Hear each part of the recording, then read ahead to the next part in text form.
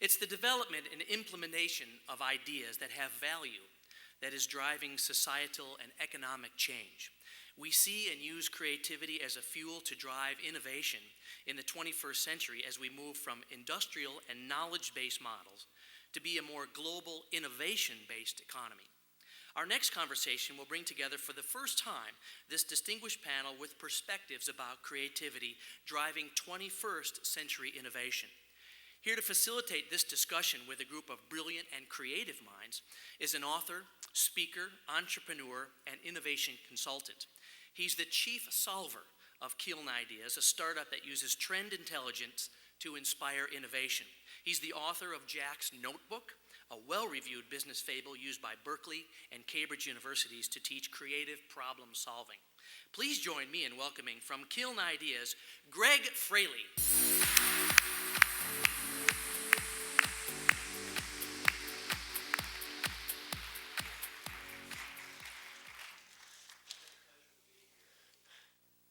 Well, thank you so much, Bart. I can go home and trade arthritis stories. I was talking to Bart backstage. Well, listen, I'm really excited to introduce the panelists that are about to come up here. They represent diverse perspectives from commerce, culture, education, and each one of these panelists has really done something to improve the lives of others. And it's my opportunity to interview them and hear from them, so I think this is going to be really amazing. The first panelist is an Oklahoma native who works as a physician, inventor, and serial entrepreneur, and has developed medical and other life-saving technologies and products over the last 30 years. His latest invention, the iPhone ECG, became a global sensation through a 4-minute YouTube video that was featured on local media, ABC, CBS, CNN, and Fox News, among other media outlets. So please join me in welcoming the founder of Innovalarm, Lifetone Technology, and AliveCore, Dr. David Albert.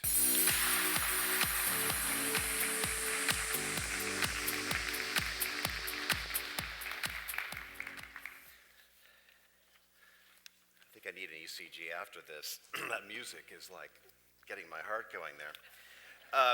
Our next panelist is Provost, Senior Vice President, and Regents Professor of Psychology and Education at Oklahoma State University. He earned his PhD at Stanford and holds 12 honorary doctorates. That's 12 more than me. He's a former president of the American Psychological Association and currently serves as president-elect of the Federation of Associations of Brain and Behavioral Sciences. And he's regarded as the foremost authority on creativity and learning. Now calling Oklahoma home, please join me in welcoming from Oklahoma State University, Dr. Robert Sternberg.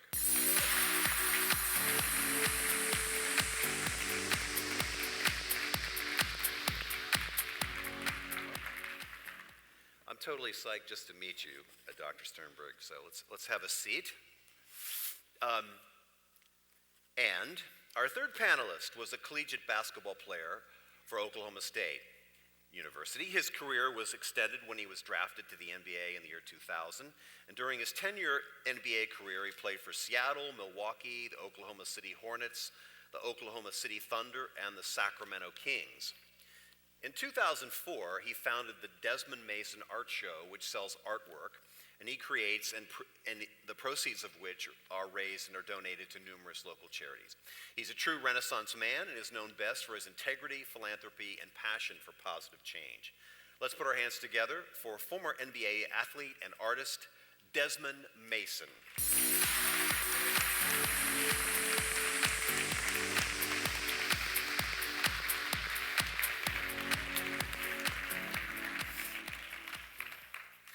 Thought my shoes were big. Our final panelist is Managing Director of Positive Energy Smart Grid Programs at OG&E Energy Corporation. His education includes a BS from the University of Oklahoma and an MBA from the University of Central Oklahoma. In his current role, he directs a team of professionals tasked with deployment of smart grid technologies across OG&E's entire service territory. Please help me welcome from OG&E Energy Corporation, Ken Grant.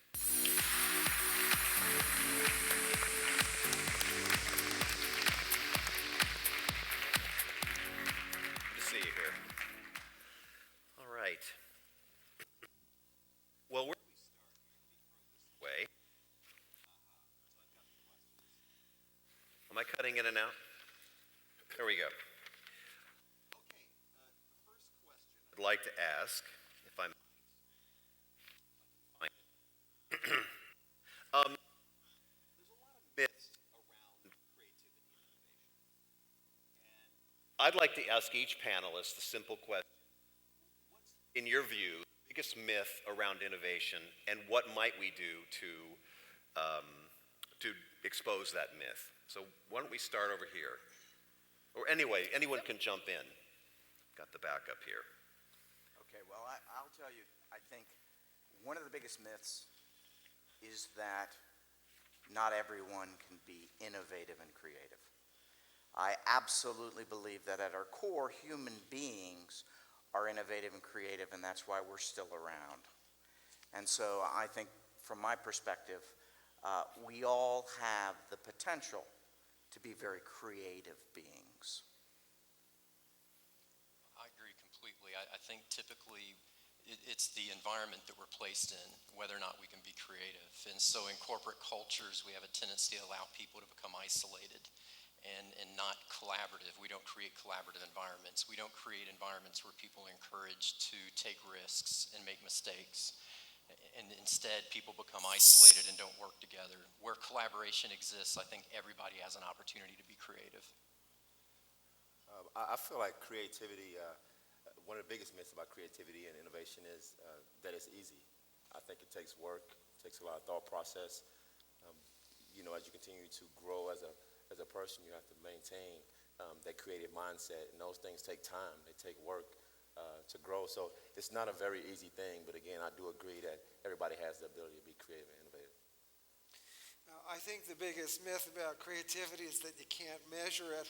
And the reason that's a problem is that you get standardized tests like the SAT and the ACT and the GRE and the MCAT and so on.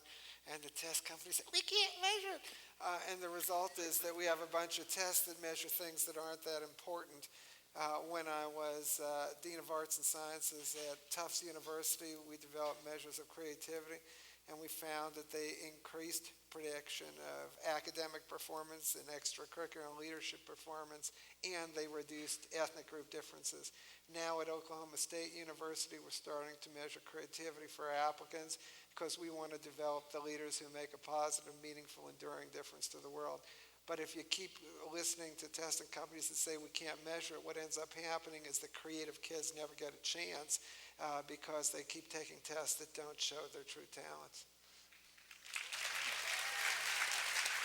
Amen.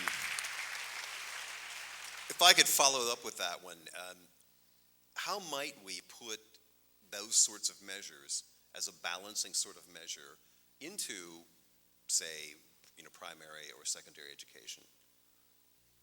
Well, I'm addressing that to you. Oh, yeah. I mean, it's not hard to do at all. What you do is whether it's teacher-made tests or standardized tests, you put in questions that have things like invent something, discover something, imagine something, suppose something, explore something. I teach a course on leadership to undergraduates. I always have creative questions. We did a project with advanced placement exams, which are very rigid and very memory-based and analytical. And when we put on creative questions, it not only increased the validity of what's being measured, but it substantially reduced ethnic group differences.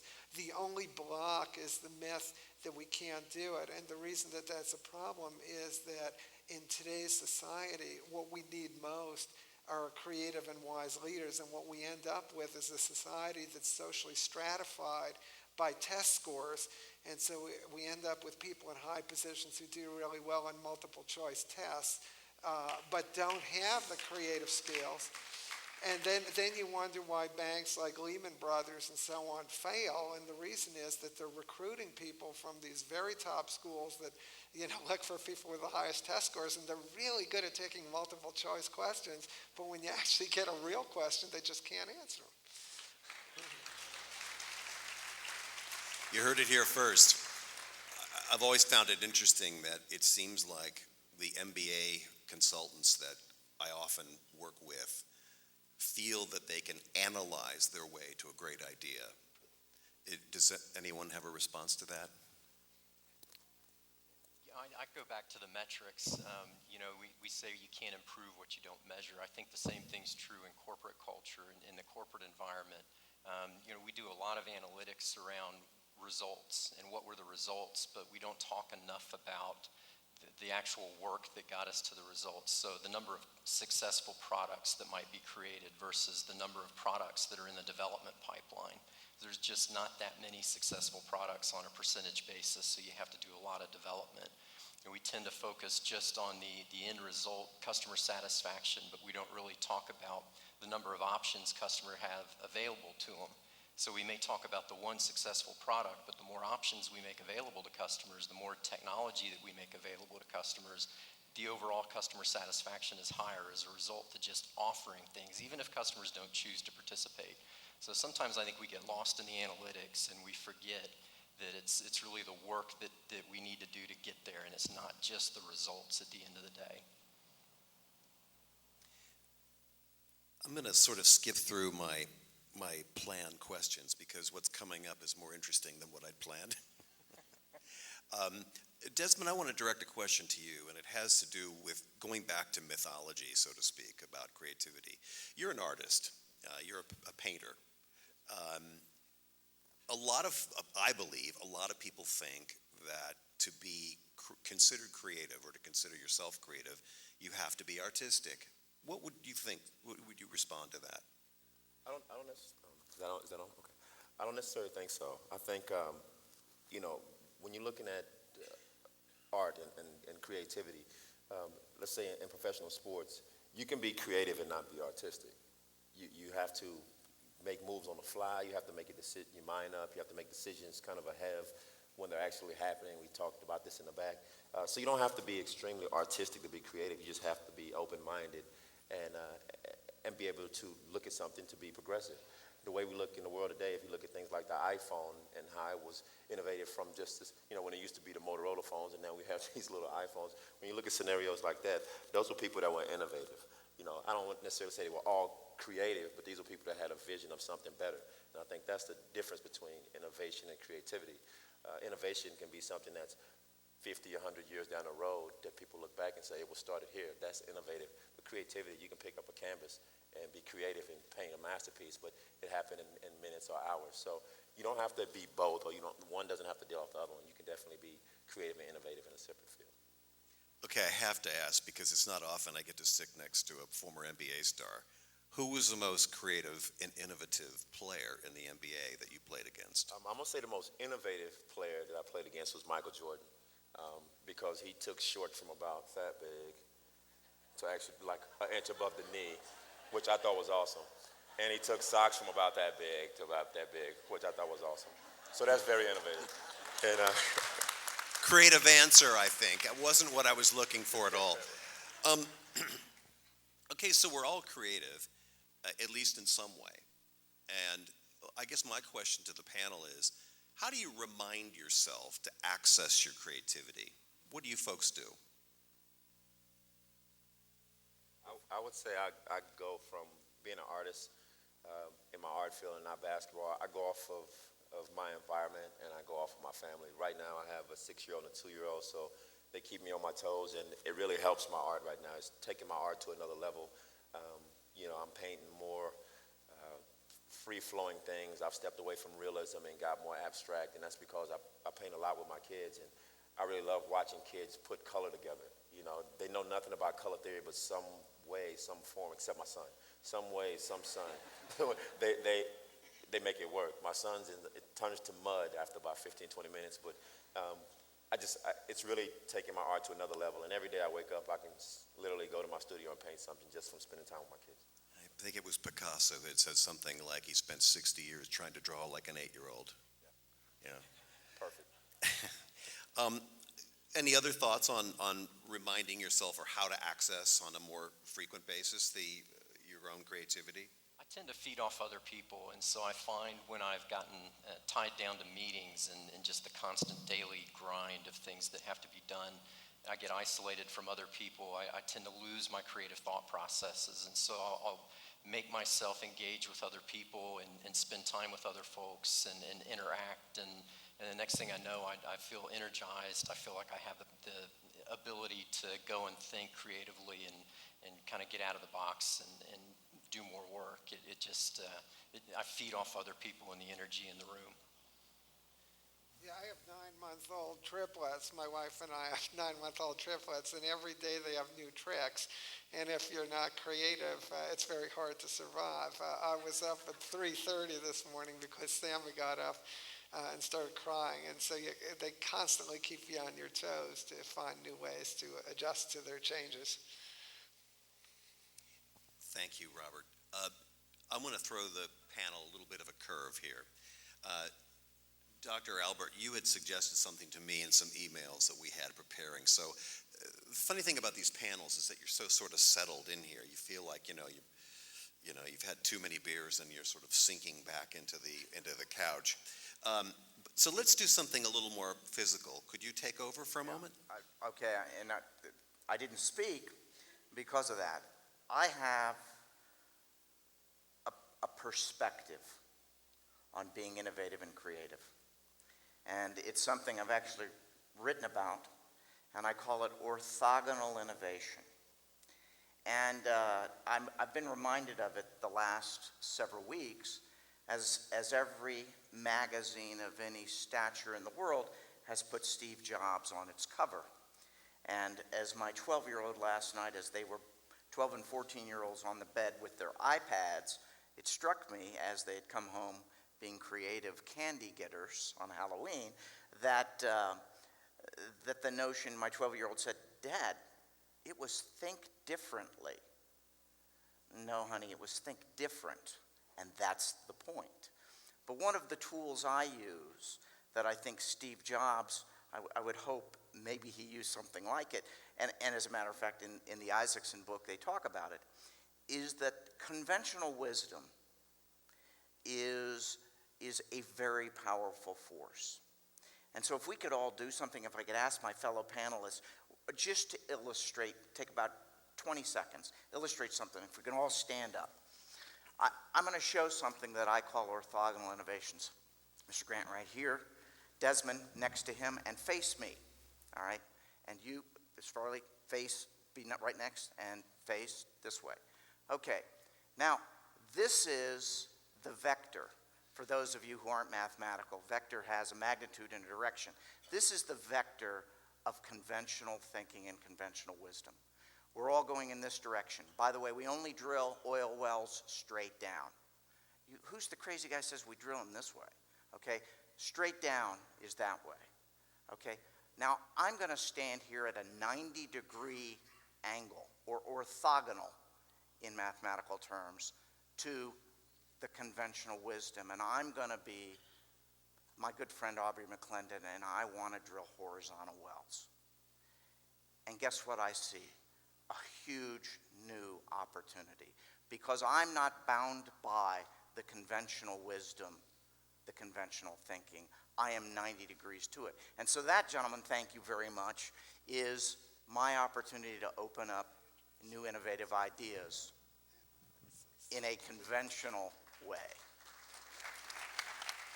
Thank you, Doctor. Dr. Sternberg, you had a thought. Yeah. I wanted to address your question about the MBA who said he could analyze his way through any problem. When I was younger, I knew the wife of an MBA top executive in one of the big 3 auto companies, and he had a problem. The problem was that he really liked his job, and he made a lot of money, and he really hated his boss.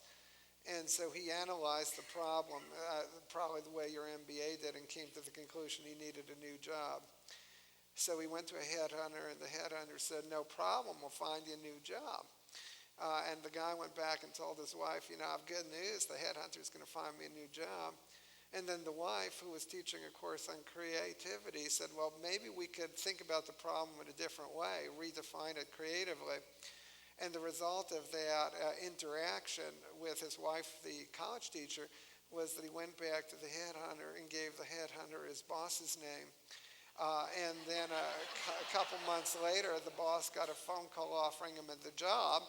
The boss took the job, and the guy got his boss's job. So he originally tried to solve the problem analytically and came out with a reasonably good suggestion, but when he approached it more creatively, came up with a much better idea. A bit of a theme working here in terms of perspective shift, which leads me into a sort of related question having to do with what are your ways or tools and techniques for unblocking creativity? We all get to that point, just like in your story, where your thinking gets to a certain point and you hit a wall. What do you do when you hit the wall? What are your favorite tools and techniques? I would say for me, I teach, when I speak to kids, I use art a lot, relatively when I'm speaking to them. And with them, I do say that, you can make a mistake in life. We've all had, our scenarios where things haven't went our way, but, you can always start over. Every day's a new day. And so when I look at, when I'm blocked mentally, again, I step away. I get a fresh new canvas and I start off on something different and I put that one to the side. And I think it happens with all of us, whether it be in life or whatever it is we do. We come against roadblocks, but in life there's new days. You get to start over the next day when you wake up with a fresh breath. And in our creative process, I think you step away for a little. Well, personally, I think you step away for a little while, go in a different direction, and then come back. You can open your mind a little bit if you do that. I think the most important technique for me is that I decide it's time to take a risk. When I was in 7th grade and I'd been doing poorly in elementary school on IQ tests, I decided to study that and did a project on mental testing, and I found the Stanford Binet Intelligence Test in the library. So I took a risk, and the first person I gave it to, I'm obviously very high in social intelligence. I was a little shy at the time, and there was this girl I was romantically interested in, so I gave her the test, which was quite a risk. And some risks don't work, and that one didn't work. And then I gave it to a friend I knew from Cub Scouts, and that was less of a risk, but it turned out to be a risk as well because he told his mother, and it turned out that being a tattletale is inherited because she told the junior high school guidance counselor. Then it turned out that it's also contagious because she told the head school system psychologist. And I got bawled out for ending with, he'll burn the book if I ever bring it into school again. And that's what cemented my interest in studying intelligence, because if he said it was so bad, it must be good. But I think that, if you're stuck, take a risk, and you'll end up somewhere. It may not be where you expect, but you'll end up somewhere creative. Take risks. Hear that? Any other thoughts on that topic, tools and techniques? I know at times when we're working on trying to solve a problem and we're stuck, technique I've learned from my current boss, actually, we used to do this a lot. You put a group of creative people in a room, people that are able to think creatively and come up with all kinds of crazy ideas, and just kind of get a little bit old school. We'd just find a whiteboard, get some markers, start throwing up every crazy idea, no matter, in fact, the more out of the box and the more bizarre, the better. And just fill the whiteboard, and I'm amazed at how many times you start to find a common theme, and you can actually start to find your way into a solution to the problem. Quick question. This might not be a quick answer, but it's a quick question. Does brainstorming work? Controversial. For me, yeah. I would say brainstorming for me personally doesn't work. I mean, I'm not a good analyst. I just, I like to go in my direction. Brainstorming, I get more confused and finding my direction. So for me, again, I step away and I try to find what works best for me at the time.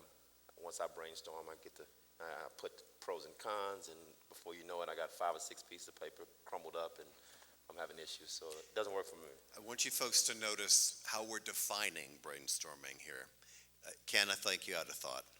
Yeah, actually, I love brainstorming. I like the chaos sometimes creates just a lot of different ideas and diversity. So if you can get a lot of diversity in the room and it seems a little bit chaotic, but brainstorming or that ideation, some great ideas come out of it. But again, I think it's about diversity. You need the folks who don't really like the brainstorming, because once you get an idea and you want to move in that direction, those folks that are passionate about that idea, they're the ones that need to take it and run with it. I have an idea. since you say brainstorming doesn't work and you say it does, why don't we sit here and try to brainstorm an answer to the question? And if we get an answer, then we know it works. And if we don't get an answer, we know it doesn't. I like the divergent thinking there, Robert. Very nice, very nice. Thoughts? Well, I'll be honest with you. I think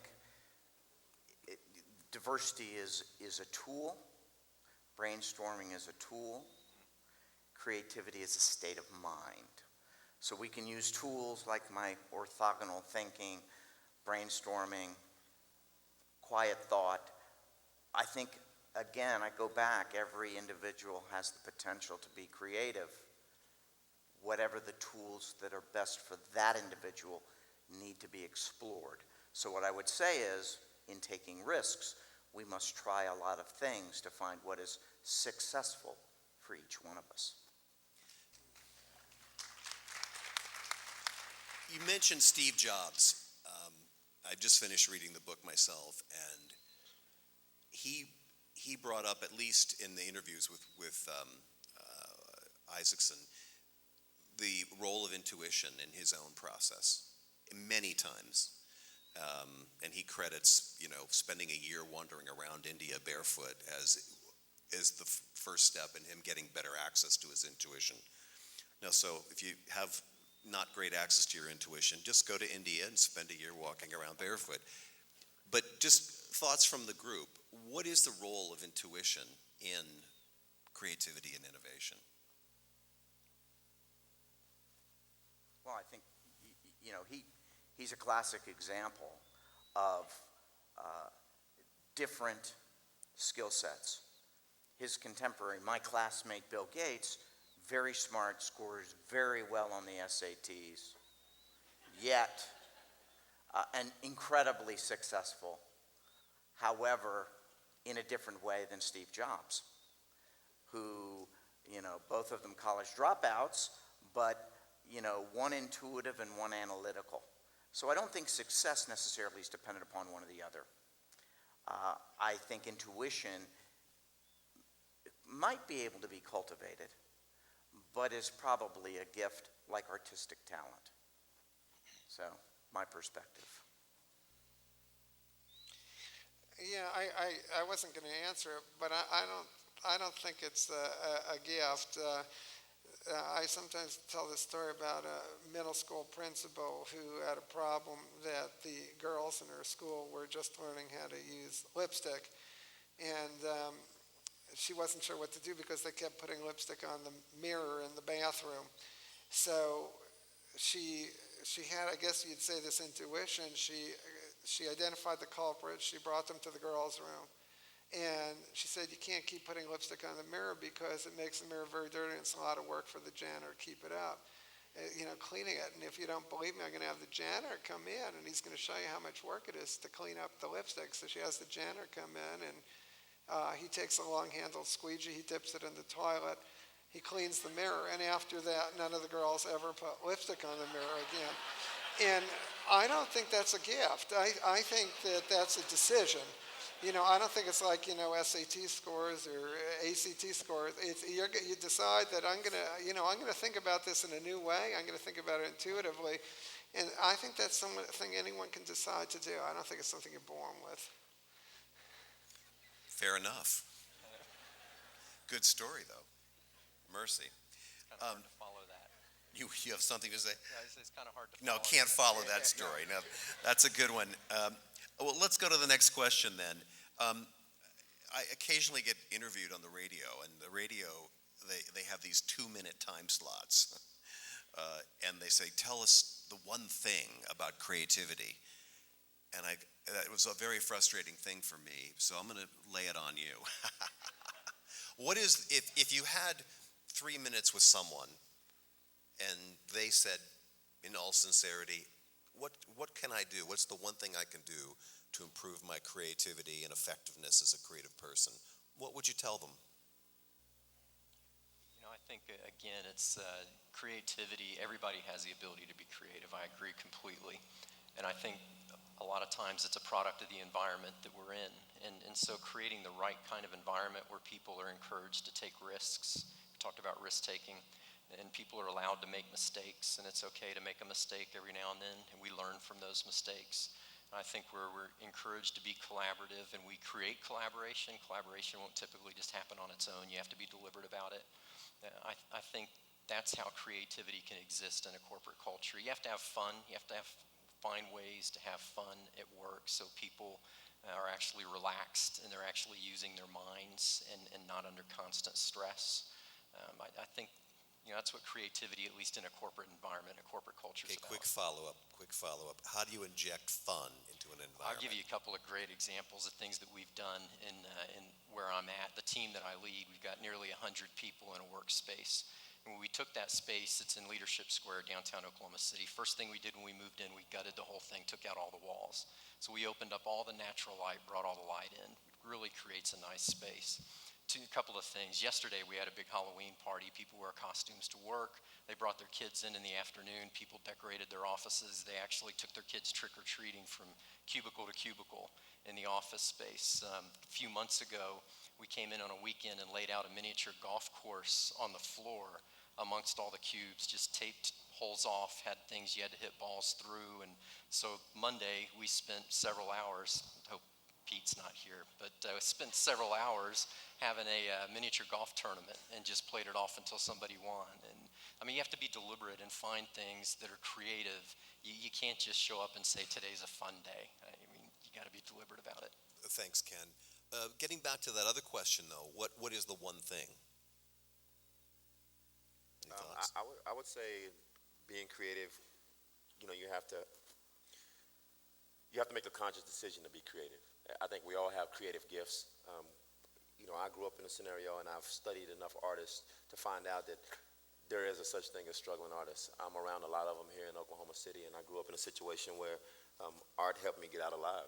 I lived around drugs and violence and all types of things, and it was really my release. But I made a conscious effort to use it as something else. Something that would take me away from what I was dealing with on a daily basis. So, really having the wherewithal to tell yourself, what, I do have a gift, and I'm going to utilize that gift to be creative in whatever manner I can. It can not only make you feel better, but it can create positive influences around you. So I think that's an individual decision that you have to make within yourself. Couldn't agree more. Thoughts? I think the one thing you have to do to be creative is that you have to be willing to defy the crowd. You have to be willing to, it's like when you lined us up and you were saying everyone was standing this way and one guy's standing that way.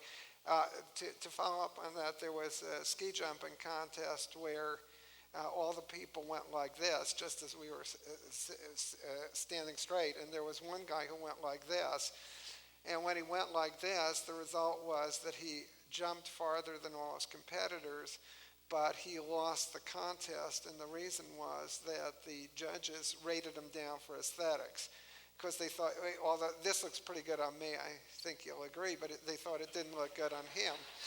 And but after a while, when other ski jumpers saw he was jumping farther than they did, they started doing the same thing. So often it's just saying, look, just because everyone's going like this, I don't have to do that. And if you defy the crowd, people will resist you at first, but eventually, if you're good, they'll come around with your way of thinking. Please. Does this guy tell great stories or what? Thoughts, David? Think different. Those who are crazy enough to think they can change the world are the ones who do. Okay, let's go with that. Think different. If I'm a middle manager at some corporation, maybe here in Oklahoma, and my creativity is being stifled, or I feel like it is, what do you suggest to someone who feels like they're sort of boxed in an organization that maybe doesn't enable, or he doesn't enable, or she feels? What would you do? That's where you have to take the risk. Do you become an entrepreneur? There are a lot of stories of successful businesses from people who felt they could go no farther in their organization, and they had to do something themselves. I don't advocate that for everyone, but some organizations, OG&E, Pete Delaney, another friend of mine, are very creative and allow people to think differently. Others not so much. I would say get your boss a new job. You definitely have to, great point, in a company where you have the leadership that will allow and encourage creativity, it's easy for me to say. You have to be passionate, you have to encourage people to challenge the corporate culture. You can't sit and wait around for somebody in a leadership role to come in and change the culture. You've got to be an agent for change, and you've got to be passionate about finding ways to encourage a culture. Other people will follow you if you have passion. Being a business owner now, I allow all of my wife and our employees to freedom to think different, to be different. Playing professional basketball doesn't work that way. You think different or be different, you get cut, released, fired. You don't ever get to play. But yeah, I'm in agreement with all these guys. You definitely have to be different and think different. I was that guy in college coming into our art class, and all my classmates had black nails and mohawks and suspenders, and I had Oklahoma State basketball sweats on with flip-flops. So I'm all about thinking different. I love it. Okay, so we've talked about creativity from an individual perspective, but innovation usually happens, not always, but usually happens in an organization of some kind. So if you had the ear of a CEO And his confidence or her confidence, what would you advise them to do to make their organization more creative and innovative? I think you have to give people freedom. I think in a workplace and work environment, especially in the major companies in today's world, there are a lot of very talented, creative, innovative people. But as we were talking, some get boxed in because they follow structure. And I think we have to be open to allowing them freedom. I definitely think there is structure within these businesses because things have to run according to plan. But when you're trying to progress, you have to allow your employees a little bit of freedom, at least to hear their word. And a lot of these people come up with great ideas, and it's the next generation of businessmen and women today. So you definitely have to give them the freedom of thought. Freedom. I agree with Desmond completely. You have to give people the freedom to take risks and make decisions. You have to truly empower them, not just say that you're empowering them. You really have to empower people, be able to make decisions and kind of own something. Allow people to take charge and to really kind of make decisions on their own to some degree. We talk a lot about something they call the Oz principle, is the experiences that you create lead to beliefs, and how your people believe lead to the actions and the results that they'll deliver. And so it's all about those kind of experiences that if they feel like they can take risks and they can make a few mistakes, then you'll get people that will really work hard and be creative. I have this thing keeps falling off my ear, and I'm not sure if the problem's with the is it the microphone or my ear? I don't know. Anyway, I hope my left ear is going to come out of this okay.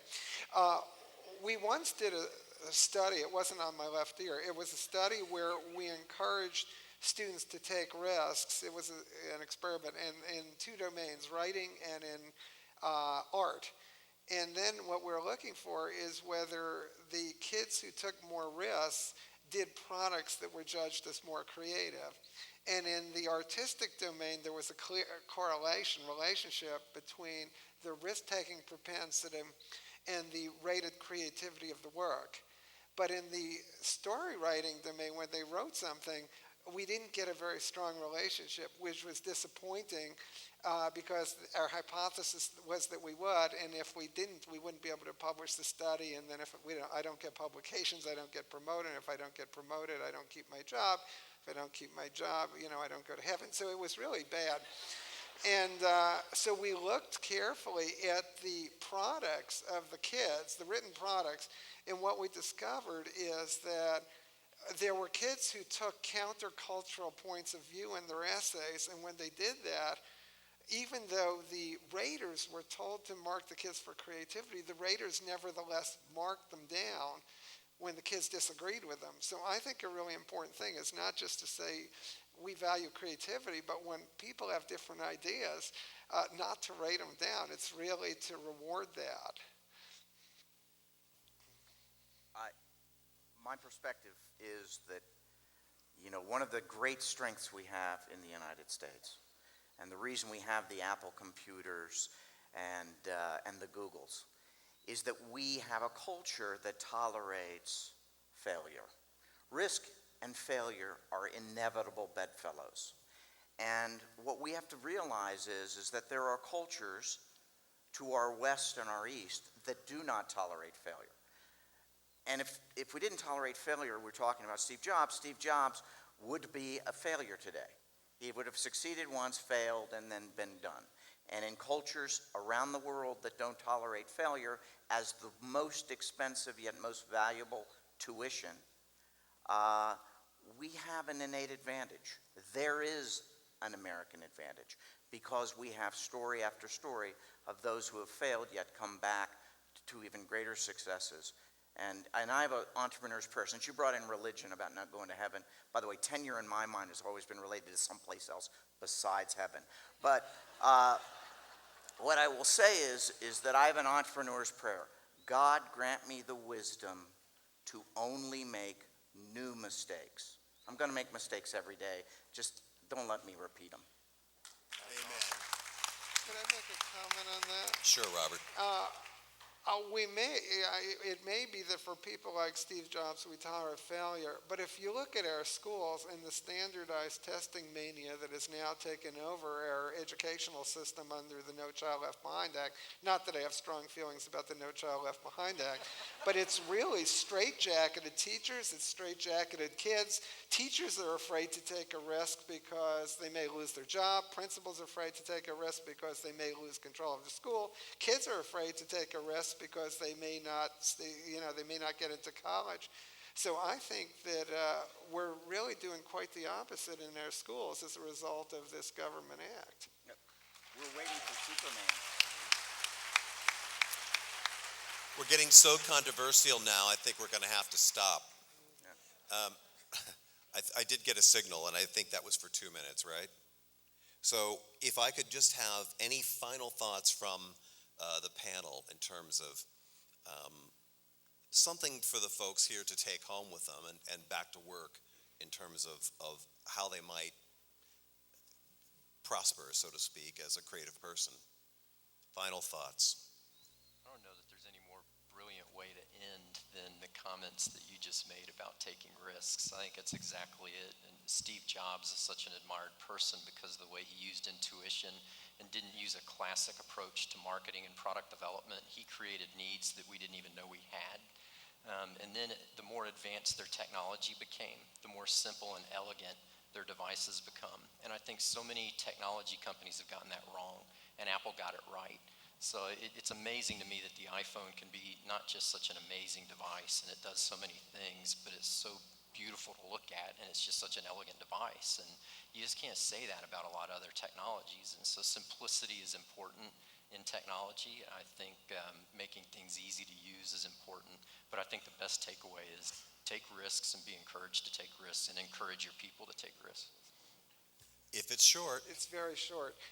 Some people are very creative, not mentioning names, are really crappy family people, and they just write off their family. And I think it's really important to be a good person and a wise person and not just make all these great innovations and throw your family away. It's perfect. Yeah, absolutely. Another great ending thought. So, unless Desmond has something to say. I'll let those guys take care of it. All right. They're good. I want to thank the panel for the wise thoughts they've provided today, and let's hear it for some really interesting insight. Thank you.